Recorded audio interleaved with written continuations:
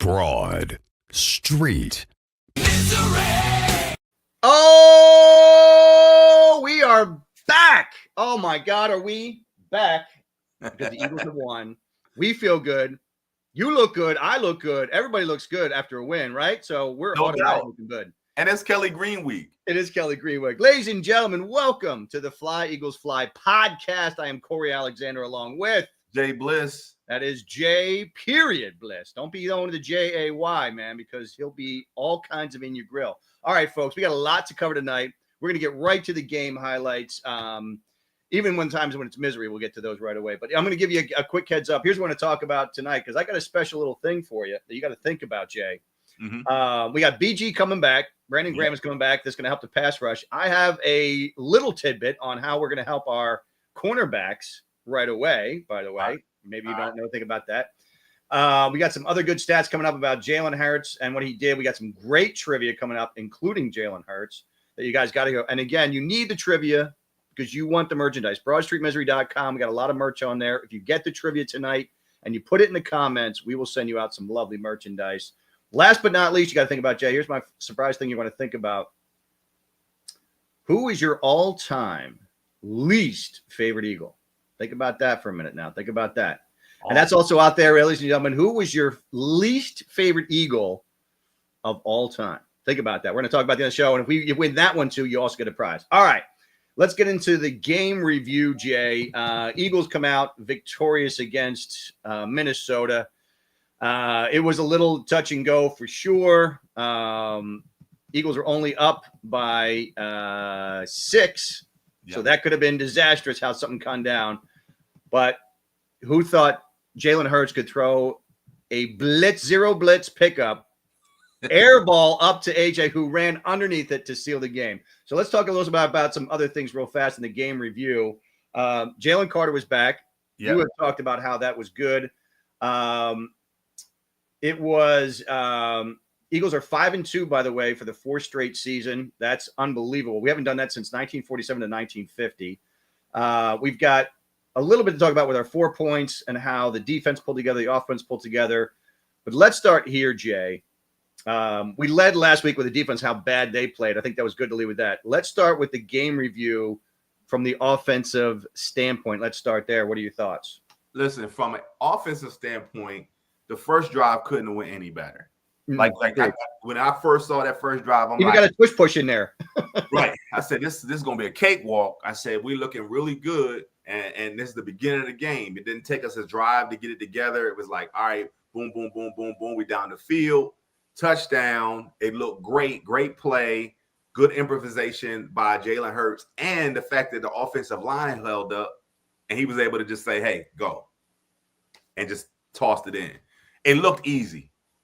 However, here we go, folks. Here we go. Then it just went off the rails. And then I just started cursing Kevin Patullo like he was my worst cousin. Like it was like I can't, like, the elementary way that this offense operates. Don't get me wrong. The drives that got us scores look totally different from what we were doing otherwise. Right. But you start off with the first drive and you run a pitch to Saquon, which gets positive yards. You put Jalen Hurts under center more this game than you have any other time this season. And that was a little twist because you used to seeing Jalen standing back behind the line. But mostly in the second half, not necessarily the first half, because they did some things I'm going to talk about in a second. Right. So it's not consistent. Like, it's not a situation where we're putting ourselves in a position to look like we're going to score every time or get in field scoring position every time. And it's just looking like I'll give you more reasons as to why I believe that's happening, but I want to hear your side of it. Okay, so here's some so we love to give you insights, and Jay does I think the best of all of that. I did look at some other things this week, and here's some insights on the offense because people are always asking, why isn't he sending more? Why isn't he doing the RPO more? Here's a couple things you should look at. So, the Eagles campaign, everybody hears that the Eagles campaign, Devontae Smith was like, dude, we got to throw this bomb. Here's how this came to be. So if you want to break this down, I wish we had the clip to show you. But I know what you're talking about, yep. here's how we're going to break this down. So in the first half, the reason that Devontae Smith recognized this, and this is brilliant by him, what they did was when they lined up with the formation that was heavy to the one side, everybody came crashing down. The safety, though, was between the hashes. So that was the key. They came crashing down. They put a lot in the box because they knew Barkley was running, and he did because Jalen was under center. But the key was the safety was between the hashes. Then the second time they ran it, which was, by the way, Jay, 2 in a row, which is like, how stupid can you be? You ran it to the left, then you ran it to the right. Back to back. Dumb play calls. That's not on Barkley. Elementary. As if that team on the other side of the field don't study. Or there's like, okay, we see that the jumbo's on the left, now the jumbo's on the right. Like, dude, it's just not. This is easy. Anyway, that's one linebacker saying right, left. Right. Yeah, right. And it was, and you saw them shift. I mean, yeah. it was so stupid, and they met Barkley every time. So what Devontae Smith picked up on is the first time they ran it, the safety was between the hashes. The second time they ran it, he was kind of leaning to the one hash or the other, but he was still between the hashes. What Devontae Smith said, he didn't say we should do this play. What he said was, if we put that jumbo up again, and we should, that's where we do play action pass. Only if the safety is on the other side of those hashes. Yeah. So if you look at that play, Jay, the way that was designed was they did up the lineup and they crashed again. What the safety did was so if you're looking from Jalen Hurts' perspective, the safety moved to the other side of the hash to kind of on AJ's side. Yeah. So what has Devontae was matched up one-on-one with Rodgers. So what happened was which was brilliant. So this is what the play called. AJ went up, but he had to push up the field enough to get that safety to go back a little bit, but then he cut in, so then the safety would cut in. The safety bit only a little bit, but by the time he realized that Devontae Smith was going past him, Jalen had already thrown the ball. Right. So what they did was they made believe that they were running that ball again, which they didn't, but then they thought, oh, we're throwing it to AJ on the cutover cross because we don't like to throw deep. But by that time, so it was all brilliant construction, and Devontae Smith recognized when that safety's on the other side of that hash, he's not going to grab me. There's nobody, and he's like, I know I can beat Isaiah Rodgers, which he did. Yeah. So the way that all came together was brilliant. The other smart thing about that play was you would think that Devontae would run on the outside and try to get past him. Correct. He ran towards the middle of the field, which Isaiah Rodgers, not saying he's bad, but in that situation, he isolated. He got no help. He wanted Devontae to go into the sideline so he can use that as a defender. And real fast, did you see how he twisted his hips to have him go? Like he was going to go around him, but he went this way. The thing about it is as a defender, when you know you don't have any safety help, you have to get that receiver on your inside so that you can use the out of bounds as the other defender. Correct. That way you only have to defend the person getting past you because they can't go inside because you're beside him. When he cut to the inside of his body, he knew he was butt naked out there. He knew he was butt naked. He knew he's done. Yeah, you toast. And that's what. And if you look at Devontae, he gave that inside move, and that's where Isaiah was pushing him, and that's where he wanted to go. But then when he went back this way, Isaiah Rodgers, you almost could see it in his face. He's like, "Oh shit! Oh man, ain't nothing I can do. I got no help. I got no safety help. None." Here's the other one I looked at for this one, and this was brilliant. So this is where I'm seeing Jalen needs to take more control of this stuff. I don't know if you saw this. So here's the breakdown. I'm talking about the game-winning play. The game-winning play, what happened was there was 3rd and 9, right? And this is bad. 3rd and 9 is tough to do, and you got the game on the line. Yeah. So I don't know if you saw this, but what happened was he's in the shotgun. He sees that they're doing a zero blitz, right? They isolated AJ, but here's the thing. I don't know if you saw it, but Jalen Hurts did this. Remember the little gun he always does? Which means you're my hot route, and you got to bust in. So go up and bust in because I'm going to give you that 9-yard out so I can do this. He gives him the gun, but he only gives it real fast. Usually he does like the little 1-2 shots. He just did a quick one. The quarterback is looking at Jalen and saw that. And AJ nods, and then he turns around, and now they're face-to-face. The cornerback is like, I got this, man. Isaiah Rodgers is like, I got this. So you see AJ go up a 9 and cut, but then he immediately went straight up. And Isaiah, again, butt naked. He didn't realize that what Jalen was doing was playing mind games with him to tell him, you got to go in, but you're going to go up. I'm just going to throw it up because you're one-on-one and nobody's going to be there. That was brilliant. That But here's was the thing. brilliant. So on fourth downs, and everybody that doesn't watch football doesn't understand this. Fourth downs are meant for man-to-man coverage. Like most teams are going to go man-to-man coverage. You're very rarely going to see a team go zone and man-to-man because they only need a certain amount of yards. If you go zone, people can find pockets to get into and sit, and they're going to be open. So most fourth down plays or third and longs are man-to-man. If it is man-to-man, no, I'm not going to say most third and long, because third and long, they'll do a zone as well. They'll just cover the sticks. Fourth and short, man-to-man. And 9 times out of 10, Jalen's going to believe in Devontae or AJ to get the ball on the outside, one-on-one coverage. Yep. So, I mean, we've seen it happen. I don't know how many times we've seen this happen. Super Bowl. Yeah. Oh, yeah. That was another one. When they called the pass interference on the offense. Yep. He was gone. He did a little thing like this, throw it up, and he's going to go get it. So when I see one-on-one coverage on the outside, I go up AJ or up Devontae one-on-one. That's all you need to see. So that I thought was really brilliant, and that's where you want to have Patullo. All you need is I think Kellen Moore gave him that guidelines as the season went on. It looked like Kellen Moore was like, I'm giving you the base offense of what you want to run. And then when you see it, you design it, you call what you need to call to get that best matchup. Right. And that's exactly what happened Sunday. And that's got to happen more often. So when he did that little thing to AJ, I didn't realize it until they broke that down where he gave him a little look. The cornerback saw it and the cornerback just bit as soon as he did that little cut in because he thought, oh, they're going to try and do the quick out. I'm going to be all over this shit. And whoop, went right behind him. Yeah. And at first I was like, what is he doing? He's just throwing up in the air. But that was brilliant. He's just going to throw it up and you're going to run underneath that. Because I'm not going to overthrow you and I'm not going to underthrow you. I'm just going to put it where you can grab it, and we just need a first down. That's all we need. No doubt. It was absolutely brilliant. So let me finish out all the other stuff here for the offense. By the way, real fast, speaking of Jalen, here's a list of every quarterback in the Eagles' 93-year history to complete 82% of their passes, 325 yards, 3 touchdowns, no picks. Here's the list of them. Ready? Jalen Hurts. I knew that was coming. Dude, he was 10 of 12 for 240 yards and 2 TDs in the second half. Unbelievable. So Barkley was 5 for 25 on the first drive, 13 for 19 the rest of the game.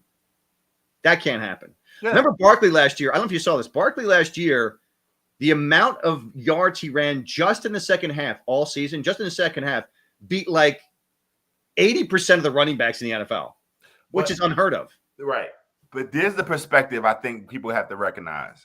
Last year, Saquon started hot, which caused teams to play us different, which put us at a beneficial way of being able to balance and have run and pass. Right. After Jalen's performance on Sunday, Giants coming in, they're a little bit scared of these receivers at this point. Oh, yeah. They're like, we don't have the horses back here to deal with that. They shouldn't have had it the first time. I don't know what happened that first time. That great game was awful.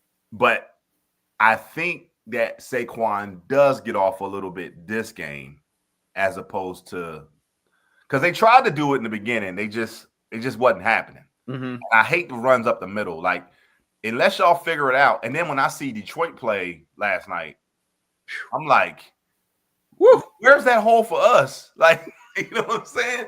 Did you see it? And here's the thing, too. Here's the other part that pissed me off about Detroit. Their center, who was like one of the top 2 centers in the league, retired. He's gone out of there. Yeah. And they still are killing it on the run game. So that was the same thing for us when Cam Jurgens filled in for Kelsey. But they didn't have a center like we did. We had a center that was groomed, ready to go. They didn't have that. You're right. But he's also getting penalties called on him too. Yeah, I know. That's another whole story we'll get into. So anyway, here's the thing with Barkley. 20 for 22 in the first quarter, 4 for 10 the rest of the game. Giants, he was 2 for 31 in the first drive and then 10 for 27. There's just this theme now. He's averaging almost 5 yards a carry in the first quarter, 3.8 in the second quarter, 3.6 in the third quarter, 1.4 in the fourth quarter. It's just a big tail off, and it usually went like this last year. Yeah. So I get that you said they knew how to play us and they had a hard start, but still, like, we were just bullying our way in the fourth quarter, and we're just not doing that anymore. Because you need the whole offensive line to be locked in, and I can point out the 2.5 weak points. I mean, Mailata and Johnson are not the problem. They're not the problem. They did bring Fred Johnson in though. for the jumbo. Only for the jumbo. I might be asking the question: why not put Fred Johnson in place of Steen? Something's bad. Well, here's the thing: we know that Dickinson's hurt. Yeah, Jurgens is hurt, and Steen stinks. So I wouldn't say. Well, let me say that that's pretty bad. Steen does not stink, but he's not Becton, and that's not Becton. Yeah, he doesn't stink. He's just not Mekhi Becton. And that's what's hurting this offense. He just can't do what he did, and I don't think he's learning as quickly. Becton learned, and he was ready to roll like by the second game. Like he was. Remember he was a tackle. He wasn't even a guard. That's what I'm saying. That's why he learned fast. But that's why I just mentioned the Fred Johnson situation. I don't know. I think I might feel better with Fred Johnson standing next to Lane Johnson and putting Steen over where Toth was, and then letting Mailata stay over there. I don't know, because the thing is, I think you need Fred healthy and ready to go. Should, God forbid, Johnson or Mailata go down, I think you got to have him out there. I know, man. I know. I feel you, but I mean, if Johnson goes down, just put BG in there. Love it. We'll get to BG in a minute. All right. Here's another issue. Barkley's blitz pickup remains a problem. Listen. That last one, that last play, Jalen almost got lit up. I'm like, why is he in the middle? That man came from the outside. Jalen almost got lit up there. So Barkley all season, we've been talking about this, and I got to tell you, his blitz pickup remains a problem. He is constantly picking the wrong one. The only time that he picked up the right one is when Steen actually smartly was like, yo, outside hip, you got to come and get this guy. And he did. But he's okay, so here's the thing. Vikings linebacker Eric Wilson, he got run over by Eric Wilson. Yeah, I saw that. And he held him. Yeah, but that dude, listen, man. And Hurts got sacked. And then Will Shipley did a better job on a series later, but it's something where you might have to have like either Shipley or Bigsby or even AJ Dillon. But by the way, I didn't realize this, but AJ Dillon inactive. Yeah, he wasn't in that game. Yeah. Interesting. But you're right. The Tank Bigsby had his first big carry, went 11 yards, but that was it. Will Shipley had it, a couple series here and there, but Will Shipley seems to be doing a better job at blitz pickup than Barkley. I don't know if maybe you want to put him in third down, because also Shipley's great with his hands. So could he be a third down guy? I think so. I think that's what he was brought in for. I mean, yeah, Barkley doesn't necessarily have to be in 3 downs, but unless he's getting his runs, you don't have to worry about him being in for third down. Exactly. But I mean, it's still on Kevin Patu. Let's not misfocus here. Let's stop crapping on all the guys first. All right. It's still on Kevin Patullo to figure out a scheme to allow Barkley to get off. I'm sorry. You found a way for AJ to get off. You found a way for Devontae to get off. Maybe Barkley need to start talking shit in the locker room. Could be. Dallas Goedert had a quiet game, 3 passes, 18 yards. The other guys didn't do much. As we talked about, Mailata and Johnson were fine all game. The O-line led away on a successful 4th down tush push on the opening drive. Fred Johnson's the early 6 guy. So Cam Jordan was sidelined early. We still don't know about his knee injury. He went for an MRI on Monday, but I haven't heard anything. There's been no talk about that. Right. So I don't know what's going on. I don't know if that's good news or bad news that they haven't talked about it, but we'll find out tomorrow. Drew Kendall was inactive. It's been most of the season. I don't know if he's the guy that you might want to bring in instead of Brett Toth. I think Brett was okay, but he got bowled over on one of his first snaps. Barkley was dropped in the backfield. So he got better as the game went on, I think, but he still is not a clear cut better than Drew Kendall. So I think you got to figure that out. And again, Tyler Steed's holding penalty in the third quarter brought back a big run by Barkley. So I don't know what you do there, but that's my whole view of the offense for that whole game. Let's jump into the defense now. Let's wrap up the defense here. Wasn't a perfect effort by any means. They allowed 387, almost 400 yards. But most of that was passing by Wentz because he threw a bunch. I think he threw like 42 or 43 times. It was a lot. But they were good when they need to be. And here's the Jay Bliss defensive wrap up in one thing. It doesn't matter the 20s to the 20s. He doesn't care. You can get all the yards you want. It's in that red zone. And that's where they were great in the red zone. So here's the thing. Ready for this? The Vikings had drives down to the 17, 16, 11, and 10. And guess what, Jay? What did they settle for every time? Field goal. Except for that one time. At one time, which was a replay assist touchdown. Right. Like I don't even think he got in.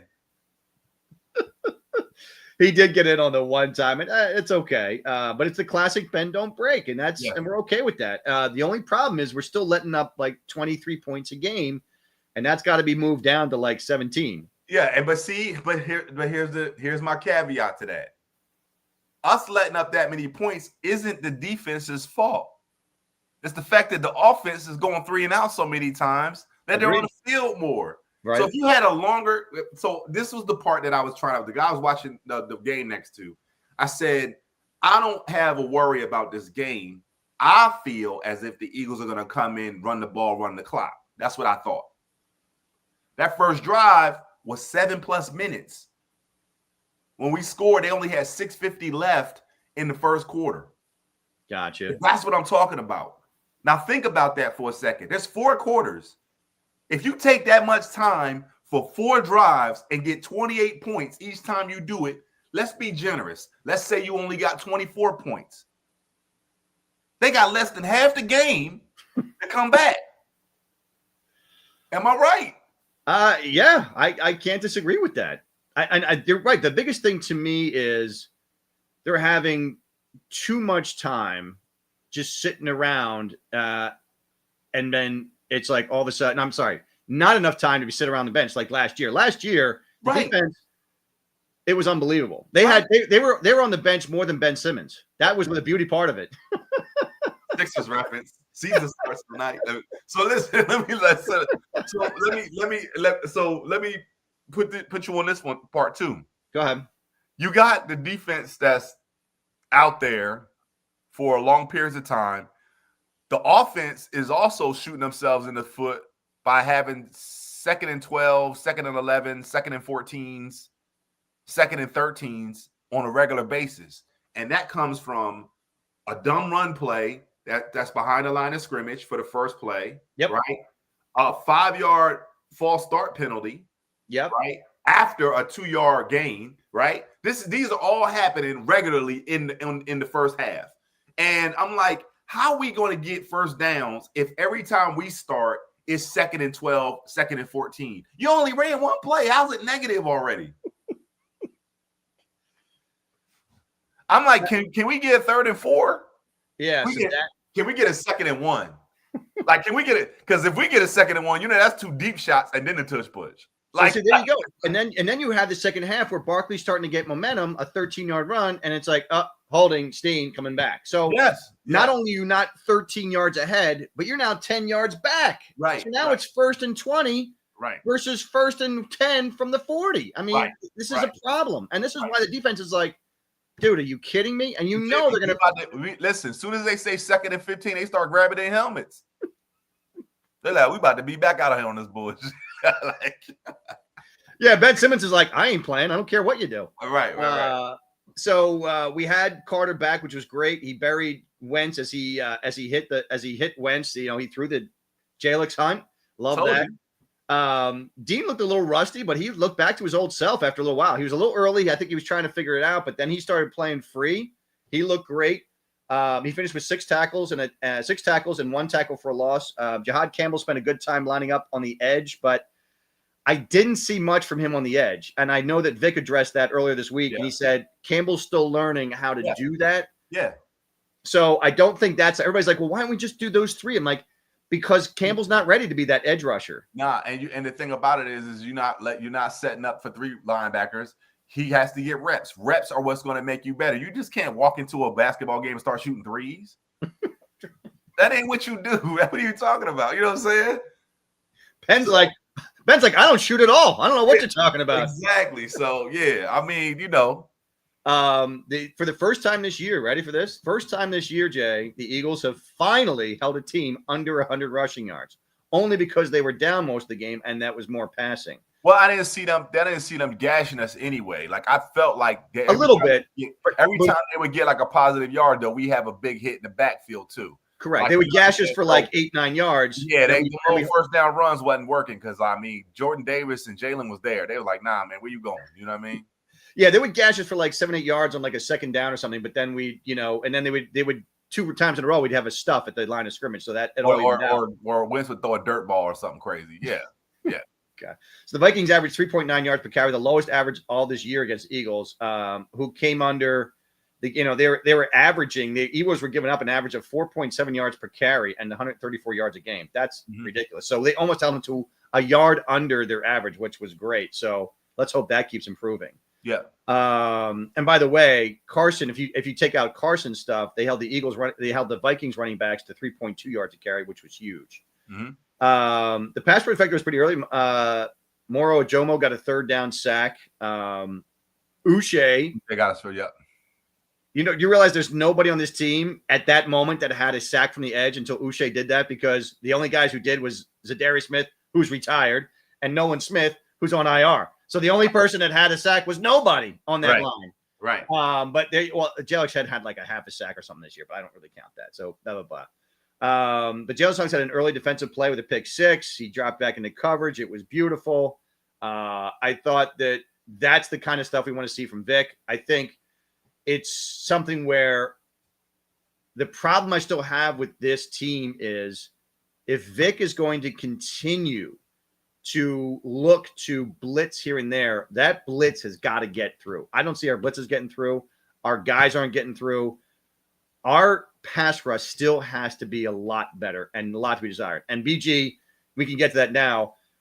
I think he's still going to offer more in the run support, which I think is really important now too, because our run's getting gashed. I think it's more that they're going to get a little bit run help and his pass rush too. But I see more from Brandon Graham setting an edge, which I think Uche and Jelix Hunt are not doing. And Brandon Graham's going to show him how to get it done. Well, we'll get into the Brandon Graham thing ultimately. But what the first thing I want to do is basically prove my doubters wrong, because everybody was going into this game a little bit nervous and like, oh, I don't feel good about this, and the Vikings are going to do this, and the Vikings are going to do that, and they had all these predictions. We gave our predictions. We both said that the Eagles were going to win this game. Right. I wasn't nervous at any point in this game, even after the non-touchdown from Hawkinson. I just felt like we can't lose to the Vikings. Like, we couldn't lose to the Vikings. But I had to prove my people wrong, and we got to show you what we did when it comes to people predicting the Eagles losing to the Vikings. Carson Wentz revenge game, so this is going to be my upset of the week. Give me the Vikings to shock the Eagles and continue that downward spiral as the Vikings get a big win off the bye week. Hurts will have to navigate pressure while throwing at a secondary allowing only 157 yards per game and an 88 passer rating. Corner Isaiah Rodgers has been elite.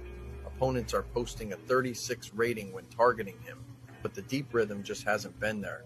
Prediction, Vikings 27, Eagles 21. I'm going to go Vikings money line. I'm taking the Vikings. The Eagles can't score. Oh, taking the Vikings? Yeah. They can't score in the second half. They've only scored 24 points in the second half, minus the Rams game when they actually did something. Throughout the whole season, the Vikings averaged 21 points in the second half. So they're a second half team. The Eagles are a first half, because the Eagles probably might score maybe 3 to 7 points in the second. So that game could definitely go to the Vikings, and I believe it will. Minnesota Vikings versus Philadelphia Eagles prediction. The Vikings are going to win. I'm gonna pick the Vikings. I'm gonna pick them to win 27-20. That's what I'm gonna do. I've never been like crazy high on Hurts, but like he only does well when people push him in the ass. Yeah. I'm sorry. Jalen can't. What? 8 back in coverage this time for Minnesota. Hurts pointing, throwing, trying to find a loose man. It's A.J. Brown. He's in. Touchdown Eagles on the opening drive. With Juergens dealing with an injury. Deep drop for Hurts, trying to find something downfield. And it's Devontae Smith. He's loose. He's got it. He is gone. Touchdown Eagles. 5 on the pressure. Hurts throws down the seam. A.J. Brown touchdown. And like he got carried by their defense last year, and their defense is not as good this year. Madison. Blitz coming. Wentz hit as he throws, picked off. Intercepted. There goes Jelix Hunt. House call Philadelphia. His first NFL pick leads to his first touchdown. 2 downs. So Wentz is rolling out Looking downfield, launches a ball, dangerous pass, intercepted. Picked off by Andrew Makuba. 300 yards, perfect passer rating. He is a quarterback. Super Bowl MVP. Keep his name out of your mouth. Y'all wrote us off. Just admit it. You wrote us off. We thought the season was over. We are too talented. We have too many weapons, and we are going to get it together. We are a threat in the NFC, and I need you to stop doubting the Eagles. We will be there at the end. Fly, Eagles, fly. On to next week. Go Birds. Y'all thought I was finished?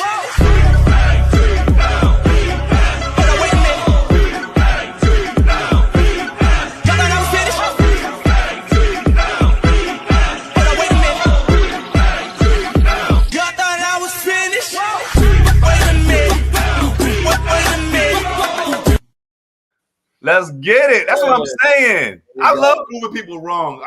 Corey, that's basically what it boils down to. All right, let's finish this off real fast. That was great. Rookie Jahad Campbell played some outside linebacker. Nakobe Dean went inside.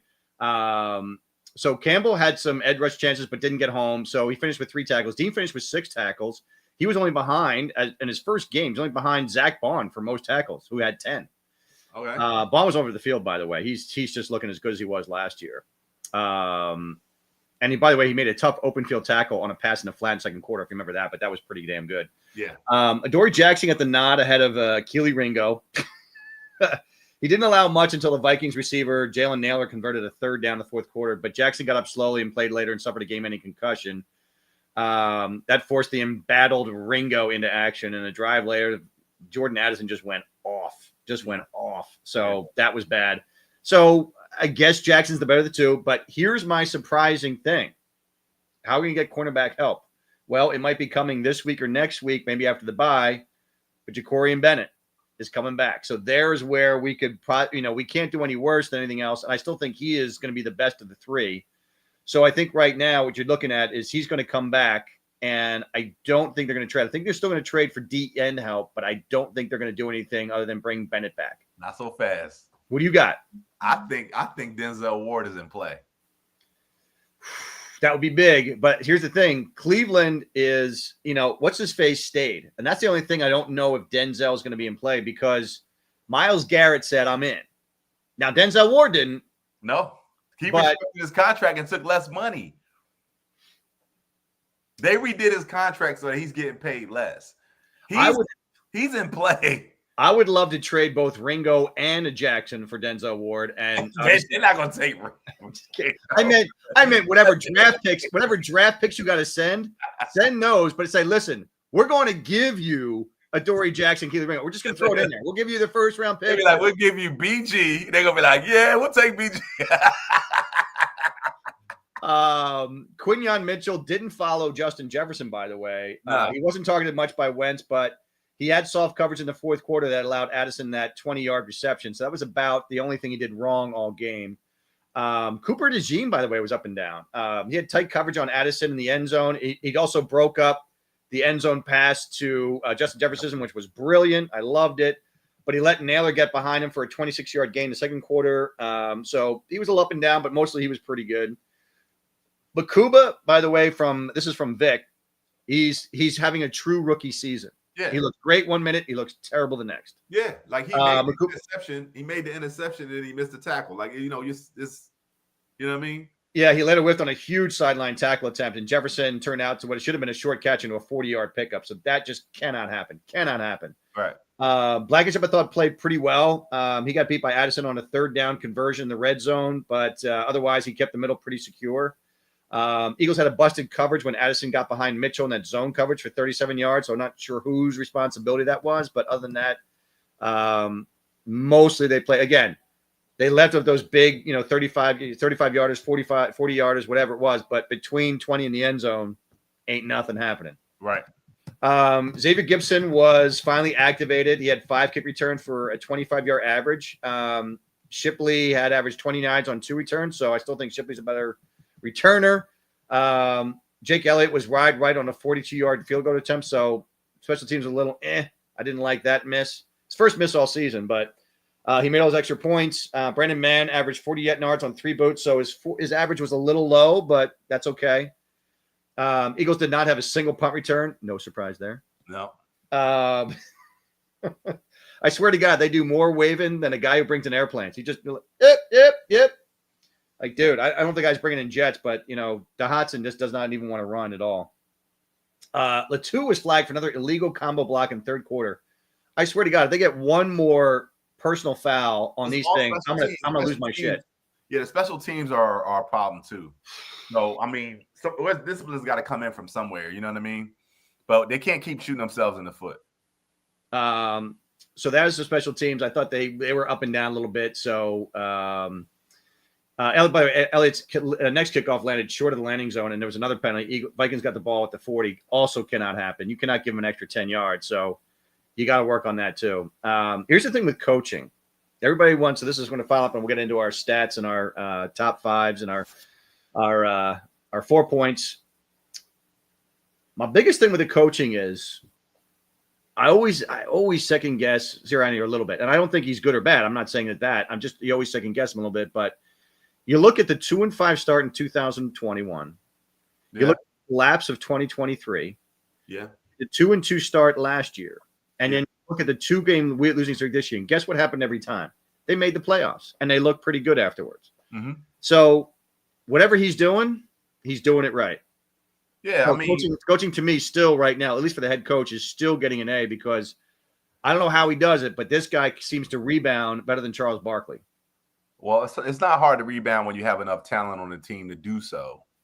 But you got to corral them in the right way.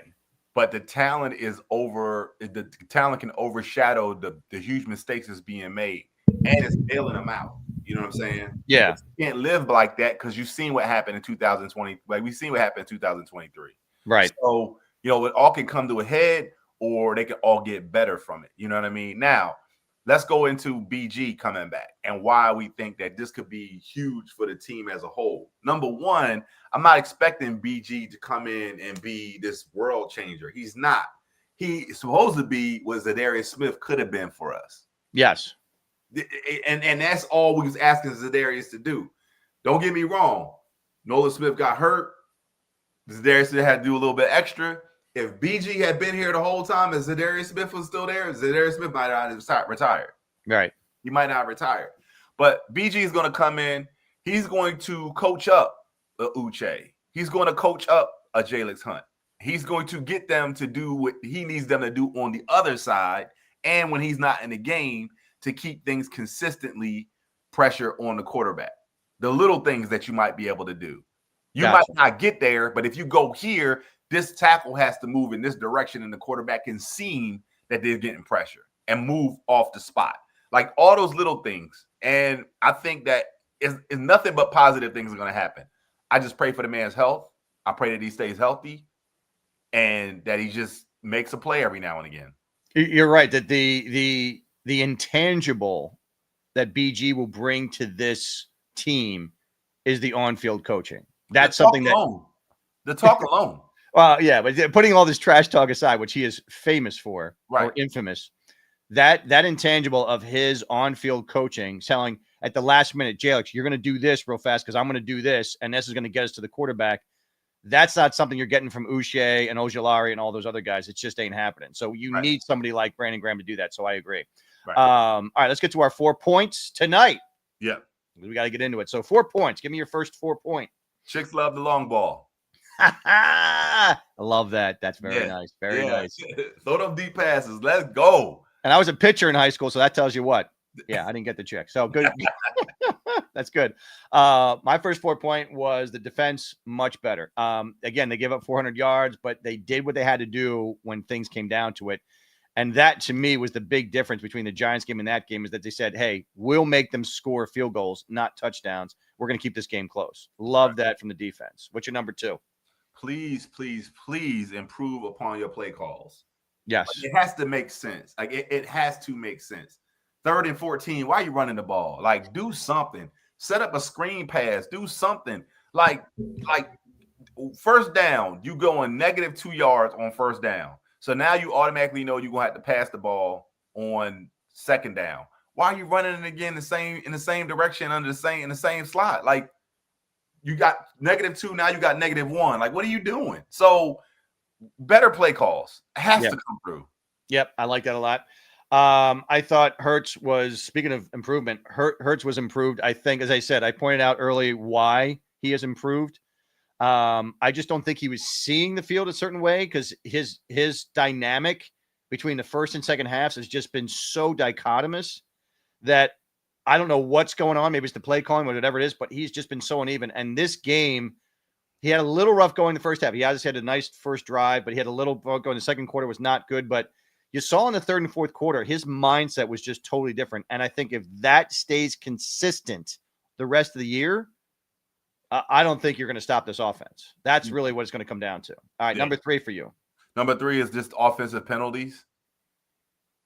First of all, the play call is not up to par, but we can't keep getting offensive penalties to keep putting us back behind the sticks. So it's like, I want to see 3rd and 4s and 3rd and 5s and not, 2nd and 12s, like I said earlier. Like we have to find a way to get ahead of the sticks. I don't care if it's 2nd and 8. I'd rather be 2nd and 8 than 2nd and 12. At least I know that we can get close to a first down. Okay. My number 3 was no turnovers. I thought that was big. Yeah.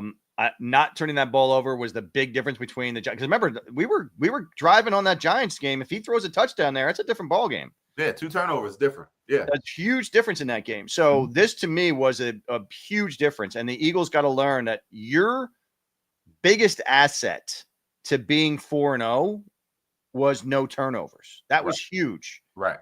That was big. So you saw what happened in those back-to-back games. Those turnovers meant everything.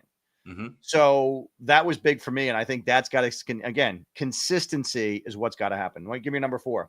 Number 4 is just the defense is improving. Like, I think the defense is starting to find out who they are. Like, they know that they're different from last year. They know where their strengths are, where their weaknesses are. And our back end is learning because we still got a rookie back there playing safety, which was taken over for a veteran. We know our weaknesses at the second cornerback position. I think Quinyon is doing what Quinyon is supposed to do, and he's holding down his end of the bargain. And I think our linebacking core is the best linebacking core in the league. We just got to figure out which duo we're going to use. Yep. So, I mean, it's just going to get better from here. And Jalen Carter, keep doing what you do, man. I think you hit on a key note here. Talk about consistency. One of the biggest things everybody keeps talking about, and it's valid, is the offense needs to find an identity. They really do. And I think they're slowly finding it. But what's lost in that shuffle, the biggest thing you just told, the defense needs to find its identity because you're pointing out a good point. You can't run it back to last year. You're not going to be number 1 again this year. You're just not going to run it back year to year. No. You're just not. It can't be because it's not the same people. Yeah. You got to find out who you are and how you fit into this defense to get it into the top 10. But it's not going to happen tomorrow. But if you slowly figure this out, everybody on this defense, you'll figure this out. They're not a number 1 defense, but they can be a championship defense. Yeah, absolutely.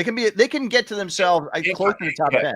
In combination with our offense, they could be a championship defense. Right. And one begets the other. Absolutely. Absolutely, yeah. All right, your game ball? Game ball goes to Jalen Hurts. Jalen Hurts, perfect passer rating, 3 touchdowns. Yo, I mean, did he answer the question? I have a lot more questions. Howard Eskin is the best quarterback on the bench, or is the best quarterback on the field? Idiot. See that, by the way. That's part of our trivia question night. We got a couple of trivia questions tonight. The first is Jalen Hurts is the 3rd Eagles quarterback to ever have a perfect passer rating, joining who? Who are the other 2 quarterbacks to have a perfect passer rating? And if you can name the game in which they had the perfect passer rating, those 2 other quarterbacks, I'll give you an extra merchandise. How about that? And by the way, speaking of Hurts again, another trivia question in this is, Jalen Hurts, the 79-yard pass play was the 2nd longest of his career. What was the longest pass of his career? And to who did it go to? So there you go. Think about that. Think about that, Jay. We'll talk about it at the end. Okay. And that's my game ball too, is also hurt. So let's get to our drama queen. My drama queen goes to Hawkinson and Jefferson. Hawkinson was crying that was a catch. And I think we've gone over this over and over and over again. If the ground has assisted you with controlling the ball, it's not a catch. And when he went and grabbed the ball, it clearly hit the ground, bounced up towards his body, and then he tried to grab it. It landed on his back, it rolled on his stomach, then he grabbed it. It's not a catch. Well, I actually think I think it's the opposite of what you said. Not the opposite, but some of the little things, because what the guy said on TV made sense. He said, when you're catching the ball and you go to the ground, they now say if the nose or something hits the ground while you're doing it and you have your hands around it, it's okay. It's still a catch. But if you go down and that ball moves as a result of hitting that ground, that is not a catch. And that's what happened. Right. And that's what I'm saying. And you cried about it. They had a clip up about when Devontae caught the ball and he was bobbling around when he landed on the ground backwards. And I'm like, it's not the same thing. That ball never touched the ground. His did. Yeah, it can bobble on your chest, on your nose, on your head, you know. You can spit it. And then Justin Jefferson, they asked him about Cooper DeJean D'ing him up in that play in the end zone. And he was like, that's more on me. And I'm like, no, it's not more on you. He knocked it out. Because he was on you. Like that. He knocked it out of your hands. So you trying to tell me you was going to drop that if he wasn't there? He was there. He knocked it out your hand. And I was like, so you mad. You got mad because you got D'd up by the white dude. That's all you mad about. You the best receiver in the league, and you mad that you got D'd up by the white dude. Hey, everybody gets done by the Cooper DeJean, man. You know what I mean? Let's hear it for the white boy. Let's hear it for the white boy. No. I'm doing a cabbage patch for that. Here we go. Yeah, he was a drama queen for that. He could have just said, yo, that's a good young player right there. That's all he could have said. He made a good play. That's all he stops. Yeah. My drama queen was Greenlaw. Dude, what is up with this guy yelling at the ref and challenging him that he would kill him? Yeah. He made a threat to his life. I mean, dude, what is wrong with you? And then he had the balls to appeal it. And here's a shocker. They said no. They denied his appeal. Well, they had the appeal, but they denied him and said, nope, you're still getting suspended. Yeah. Idiot, man. Yeah. Little lesson for the kids out there. Don't be talking trash to the refs, man. Not a good thing. You can't get technicals in the NFL, so you be like, so. Yeah, you're just gone. Yeah, they can't kick you out yet. All right, give me your quick grades. For my offense, I have a B. Defense, I have a B. Offense, I have a B minus. Okay. Defense, I have a B. Special teams, I have a C. Jake, what you doing missing that last one, man? Come on, bro. That field goal, that was brutal. And coaching, I have a C. All because of the offense. I have us as a C. Okay. I had a B plus for everything except coaching. I had a B just because I thought, again, the offense of mind of plays and calls was very much to be desired in the first half. But the second half, I think a lot more went to Jalen than to Patullo. But again, if Patullo can work the way Moore did, where you give him the plate and let Hurts cook and do those little things that he did. I told you the two examples of what he really did. That's on the quarterback. That's not on him. And I think Jalen hasn't been doing that much this year. To give him props, but also to give him some negative because he deserves a little criticism too. He has not been doing that this year. And I think that game is going to give him the clout now and the confidence for him to be like, let's work with Devontae and Jalen on these things.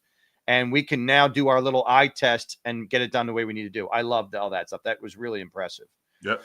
All right, let's get to quick Eagles stats, and then we're going to get into our Giants-Eagles preview. Yep.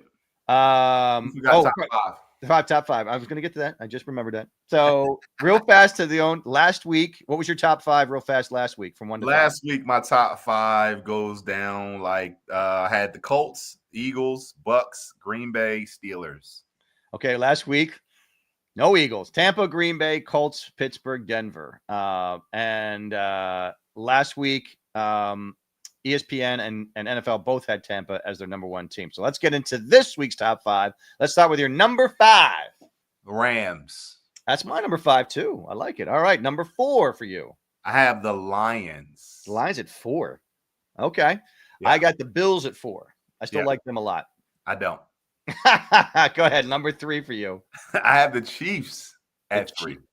Wow, that is interesting because I'm going to bring that up in a second. You got their weapons back, man. They look different out there. I put my boys back in there, but they're at number 3. The Eagles at 3. So number 2 for you. I have the defending Super Bowl champion Philadelphia Eagles at number 2. All right, I like that. Lions, I have at number 2. Yeah. And number 1 for you? I got the Colts. I did too. How can you not? Those dudes are balling, man. They balling. Dude, they got a great. I mean, Daniel Jones is a different guy. With Steichen is Steichen is that guy. Steichen is magic, dude. That guy might be the next brain in the NFL. He might be like a Shanahan type, man. He's that good. And you got Daniel Jones just cooking, and then you got what's his face back. The running back is back. I mean, he is back big time. Yeah. He's crushing it. So, and that defense looks good. I mean, that whole team, man, they're legit. Yep. I took me a while because I'm like, I'm not putting them in there, but they have proven it. They are legit. Well, they got an easy division. Like, it's not like they have any problems. Their division is very easy. So true, but they're doing what they need to do within that division. Within the division, you're doing what you're supposed to do, but it's going to be the games outside of the division is let's see what can you really do. You know what I mean? All right, real fast. ESPN, their top 5 was Lions, Colts, Eagles, Bucks, Rams. For some reason, I still love the Bucks. I took them out of there because I have the Bills. But NFL has no Eagles in the top 5. They have Lions, Colts, Chiefs at 3. That's why it's interesting you bring that up. These are 3. Yeah. Seahawks, Packers. Seahawks and Packers.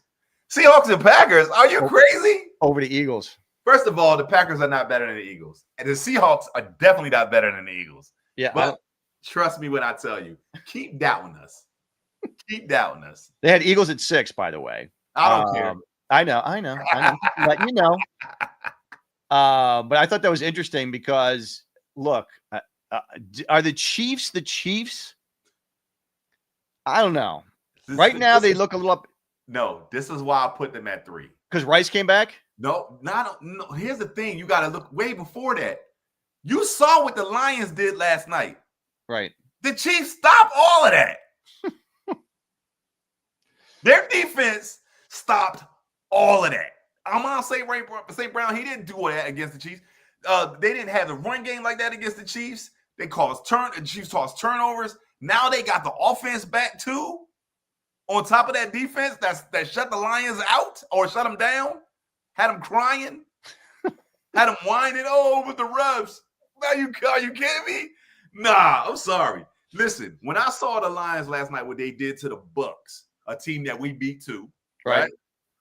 I said they look better against the Bucks than we did.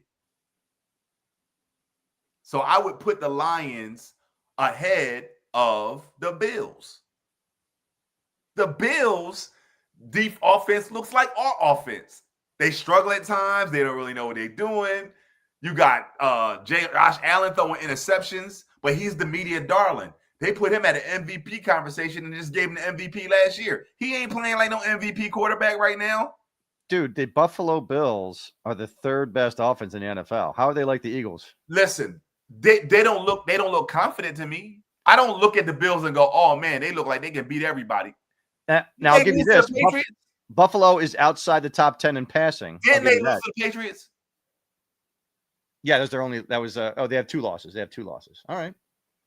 You gonna go ahead and talk me to death. I don't care what you're talking about. Stats are for losers. You keep bringing up stats.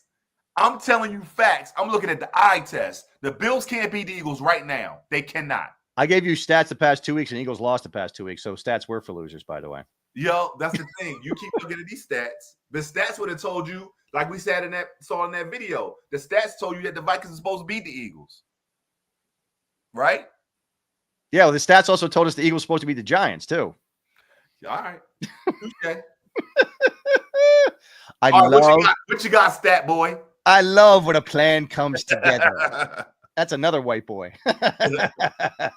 All right, let's get to our Eagles-Giants preview. Let's get into it here. Yeah. So the Giants exploited the Eagles' weaknesses on the offensive line in the last matchup for sure. They had Brett Toth filling in for Dickerson. Brian Burns notched 2 sacks against the left side offensive line, once on a stunt and another from 3 yards off the line of scrimmage. So he banged him for 4. I mean, that cannot happen again. Hopefully we're pretty healthy going into this. We don't know what Cam is doing yet, so that is still an option. I think Toth is okay. We talked about this. Maybe get Drew Kendall. Who knows? But I think you leave out if he has any kind of even a little injury with his knee, I leave him out because then you have 2 weeks for him to get healthy and 3 weeks actually total to get healthy for that next game. So I'm not rushing Jurgens back for anything. I'm not certainly rushing him up for the Giants game, but I know they have a good defensive line, but that's it. So if Jurgens can't play again, they might, he would be tasked with, going right up against Dexter Lawrence. So that's going to be a little tough. He hasn't been as disruptive as a pass rusher this year as last year. Mm-hmm. He hasn't posted a sack this year, but Lawrence is still Lawrence and he's still tough. But I said right now they're still going to have to be stout against this defensive line. No, that's going to be the challenge. Like that's definitely the challenge. And last time the Eagles faced the Giants, that rookie quarterback got his legs going, so he scrambled 5 times for 42 yards and a touchdown, which helped him reach a career high of 58 rushing yards in 13 attempts. So that cannot happen again. So they've got to keep the defensive line at bay. They've got to keep him in the pocket. I don't know if you saw that, but improved tackling would be big because Dart forced 3 missed tackles against the Eagles. So that cannot happen. Carter was not there. I know he's coming back. But just so you know, the defense has struggled at times preventing quarterbacks from breaking loose. I mean, Patrick Mahomes got loose, Carson Wentz got loose, Jackson Dart got loose. So all these guys got to get better. That was a product of 4 rushers, everybody else in coverage, not maintaining the gap integrity. Right. Too much pressure on one side, quarterback goes this way. Too much pressure here, quarterback goes up the middle. They got to learn, and BG's going to help them learn all of that. I'm just saying, either way, whether that's the reason or not, they're letting too many quarterbacks get out there, and that's got to stop. Giants on offense, they're about 17th on offense overall, 11th on rush, passing 20. So their rushing offense is pretty decent. That's the only thing we probably have to tidy up a little bit. On their defensive side, Carter. I know here's the thing on the defensive side. This is what's crazy how we look so bad. Their defense is 29th in the NFL. 29th. They're worse than us. And they're below 20 in both pass and run. So if we don't do something crazy on offense and just kill these people offensively, I don't know what to tell you. So that being said, worried one iota about the game on Sunday. I'm still worried, but I'm going to tell you. I'm not worried at all. Here's the thing. They cannot lose. I mean, that's the whole reason I'm picking them to win because they cannot lose. There's no way they can lose. Look at my face. Do I have to look at your face? Don't make me look. Let me explain something to you. It's Kelly Green week, man. The Eagles ain't losing to no damn Giants in Kelly Green week, baby. It's over. This is going to be like we used to beat the Giants. We used to wear the black. We used to, always wear the black when we played the Giants on night football. On Thursday night or Sunday night football. Every time we hit Eli, we wore black. We played him at night. This is going to be the same result. All right. So give me your final score and your player of the game on offense and defense.